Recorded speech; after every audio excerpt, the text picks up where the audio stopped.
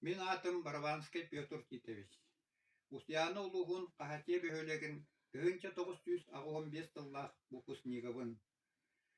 Бу ыры ананар билингин бола турар спецоперацияға. Александр Васильев тылларыгар бәм макыппар кыйылақ әргілден кәләрін.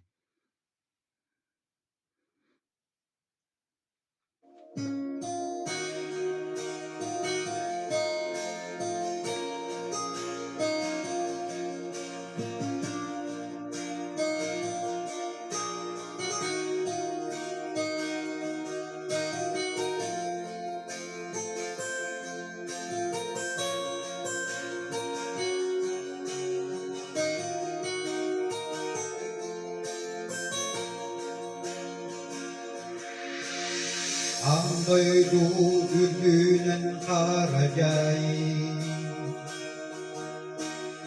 аймалған айданын таратаңын. Алжарқай аңабы кедене,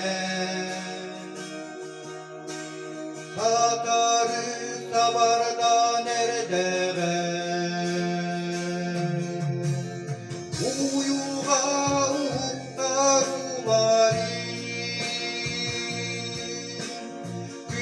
Günleri Uygur'da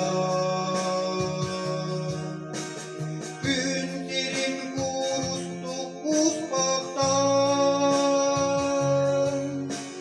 Gıdadan somodun sorudun